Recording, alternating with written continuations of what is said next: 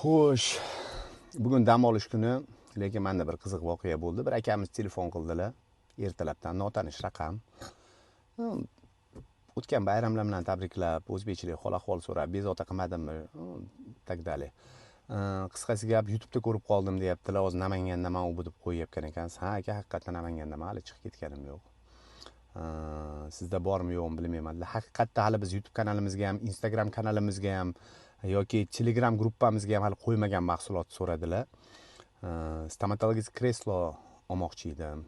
O'zim zubnoyman dedilar, tanishtirdilar, tishlayasiz ekanlar, boshqa, bilasizlar o'zinglar. Bor dedim, har xil bor dedim. Haqiqatda hali YouTube'ga qo'ymaganmiz, hech qaysi bir anaqamizga, tarmog'imizga hali uni reklama qilib qo'ymadik dedim. Ko'rib kelishni joiz ko'rdilar. Mayli, dam olish kuniga qaramay ochib berdik. Ranglari har xil tanlab, bitta yaxshisini tanladilar. Funksiyalari hamma yog'i yoqdi. Hozir mana yigitlarimiz borib, o'sha aytgan joylariga ustanovkasini qilishyapti. Men ham hozir boraman o'sha yerga, bir ko'raychi. Qanaqa yoqdimi o'zlariga, yo'qmi? Kuzatishda davom eting.